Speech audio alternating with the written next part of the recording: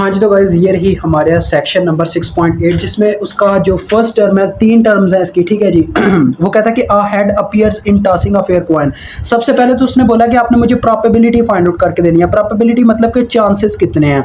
Guys जैसा कि यार आप देखते हो कि जब एक इंडिया वर्सेस पाकिस्तान का मैच शुरू होता है, ठीक है, कह लो फॉर एग्जांपल, तो होता क्या है जी, वहाँ पे नीचे कह लें कि चांसेस आ रहे होते हैं, मतलब कि 50% चांस है। शुरू में तो आता है 50-50, यानी कि पाकिस्तान भी जीत सकता है, इंडिया भी जीत सकता है। फिर आगे वो तय कर रहे होते हैं कि जिस लिहाज से स्कोर बनता है उस लिहाज से तय करते हैं कि अब इसके जीतने के ज़्यादा चांसेस हैं, और थोड़ी देर बाद वो चांसेस चेंज हो जाते हैं।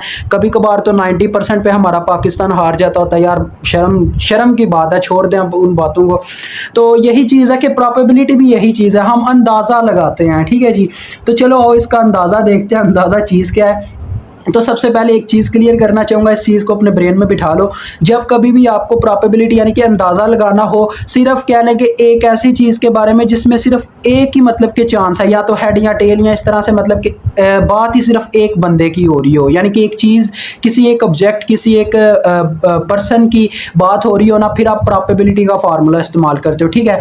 यानी अगर ऐसा होता है कि एक से ज़्यादा चीज़ें आ जाती हैं, यहाँ पे देखो आप, जैसे कि लिखा हुआ है a head appears in tossing a fair coin, यानी अ फेयर कॉइन, एक सिक्के की बात हो रही है जिसपे हेड या टेल होता है, ठीक है। अगर यहाँ पे 2 फेयर कॉइन होता फिर हम कॉम्बिनेशन का इस्तेमाल करते हैं, सी का इस्तेमाल करते हैं, ठीक है, लेकिन यहाँ पे पी का इस्तेमाल हुआ। तो देखो वो कहता है A head appears in tossing a fair coin। पहले तो हम सैंपल स्पेस की बात करेंगे। सैंपल होता है, सैंपल, कुछ बंदे इसको सैंपल भी कहते हैं, अल्लाह माफ करे यार। बच्चे वो बंदे समझ गए हैं जिन्हें मैं कहना चाह रहा हूँ, जिन्हें मैंने हिंट दिया इस चीज़ का। तो सैंपल स्पेस की बात करते हैं। इसकी सैंपल स्पेस क्या होगी? सैंपल स्पेस मींस यार, सैंपल स्पेस ना बोलो, इसे सुपर सेट ही कह लो यार अपने लिहाज से। यार सुपर सेट मतलब, सुपर सेट मींस वो कहना चाह रहा है टोटल इसमें क्या क्या, मतलब कह लें प्रोबेबिलिटीज है, क्या क्या हो सकता है। अब देखो एक फेयर कॉइन को जब मैं उछालूंगा, दो ही प्रोबेबिलिटीज होंगी, क्या, या तो टेल आएगा या हेड आएगा। मींस हमारी जो मतलब एन ऑफ एस है वो किसके बराबर है? 2 के, ठीक है जी, ये तो 2 के बराबर है। अब बात करते हैं हेड आने के कितने चांसेस हैं, मतलब कि अब हमने फाइंड आउट करना है कि हेड आने के चांसेस कितने हैं। हम लिखते हैं यहाँ पे, पहले हम एक चीज़ ना यहाँ पे डन कर लेंगे कि let A be an event, यानी ए एक ऐसा इवेंट है, बी इवेंट, आगे आपने इसकी शर्त लिख देनी है। चलो मैं आपके लिए एक दफ़ा लिख देता हूँ, बाकी बाद में बस मैं बोल दूंगा, ठीक है। Let A be an event to appear appears head in tossing a fair coin, ठीक है। आगे ये लिख लीजिएगा, यानी उसको हम बता रहे हैं ए हमें ये बताना है, ए हमें ये बताएगा कि कितने % चांसेस है हेड अपीयर होने के जब हम एक टास्क को क्या करेंगे, सॉरी एक कॉइन को टास्क करेंगे, ठीक है। ये हमने उसको बता दिया है। तो एन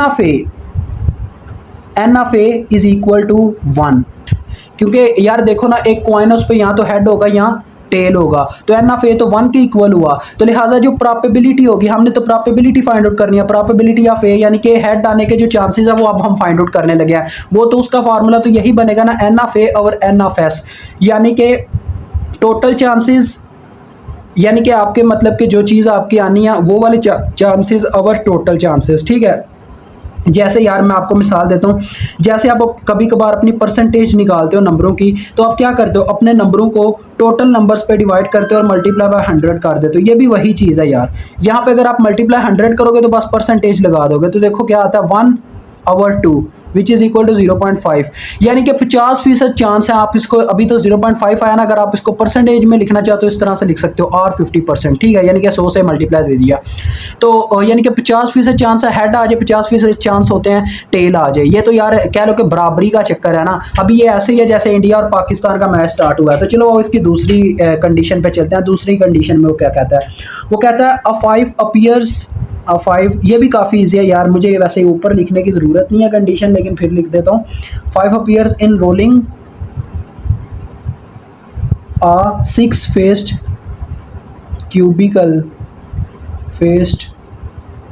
क्यूबिकल डाइस, ठीक है। डाइस की बात हो रही है। डाइस मतलब कि वो लूडो वाला यार है, लूडो वाला जो डाइस होता है ना, जिसे हम ऐसे खड़का के फेंकते हैं तो कोई ना कोई दाना आता है, खुशी से झूम उठते हैं जब 6 आता है। तो कभी कभार तो काना हमें चाहिए होता है, तो 6 आ रहे होते हैं। तो फिर बड़ी मायूसी होती है।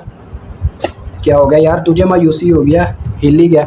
तो वो कहना चाह रहा है, अब देखो बात हो रही है कि क्या कितने % चांसेस है कि हमारे मतलब के 5 आए जब हम एक डाइस को मतलब उछालें। तो बात फिर से वहीं पे आ गई है, पहले हमें टोटल नंबर ऑफ चांसेस बताने होंगे, सैंपल स्पेस यानी कि टोटल कितने मतलब क्या क्या मतलब आ सकता है।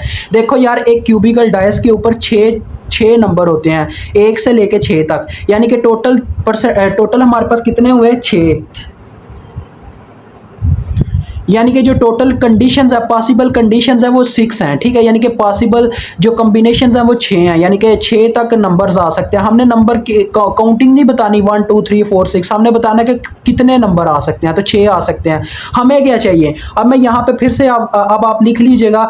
अब पहले हमने ए रखा है ना, कभी कभार ऐसा होता है कि अब हम क्या करें, एक ही क्वेश्चन में मतलब कि कई कंडीशन सॉल्व कर रहे हैं, तो अब आपने ए नहीं रखना, अब आपने लिखना लेट बी यार, फिर से वही बात आ गई यार, सेम टू सेम बात हो गया। लेट बी एन इवेंट, यानी कि अब बी एक ऐसा इवेंट है जो हमें क्या बताएगा, आगे आप वो लिख लीजिएगा। In rolling a 6 faced cubical dice of 5 appears, ठीक है। इस तरह से ना कंडीशन आगे बयान कर दीजिएगा बस, ताकि पता चल जाए कि बी हमें ये बता रहा है कि 5 के आने के कितने % चांसेस हैं, ठीक है।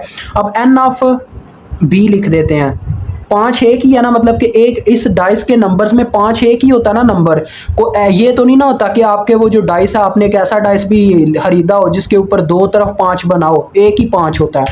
तो लिहाजा ये उसके नंबर ऑफ चांसेस मैंने बता दिए 1। अब हम प्रोबेबिलिटी निकालते हैं, प्रोबेबिलिटी ऑफ बी अब आप लिखोगे, फार्मूला तो आपको पता क्या होगा, एन ऑफ बी और N of S sample space या सैम्पल स्पेस, अल्लाह माफ़ करे। तो एन ऑफ बी 1 और बटे में 6, इसको कैलकुलेट कीजिए और आपको आंसर मिल जाता है। अब कैलकुलेटर पे जाने की ज़रूरत मुझे को नहीं है, ये यार आप निकाल लीजिएगा, कोई इतना मुश्किल काम नहीं है। अभी मुझे वैसे ही पता चल रहा है, ये आ रहा है 0.1, फिर 4 आएगा, 4 और 0 36, 36 6 बार 36 होता है, फिर 6 बार 36, यानी 16% चांसेस आ रहे हैं, और 16%, यानी कि 16% चांसेस हैं कि आपका 5 आ जाए बिल्कुल। तो ले जी, ये भी डन हो गया। अब इसकी लास्ट एंड फाइनल कंडीशन करते हैं, फिर नेक्स्ट वीडियो में हम बात करेंगे नेक्स्ट क्वेश्चन पे। तो वो कहता है एन इवन नंबर अपीयर्स, अब मैं यार कंडीशन लिख रहा हूँ ऊपर बस, एन इवन नंबर। अब ये थोड़ा ना आपके लिए कह लें कि मज़ेदार होगा, अपीयर्स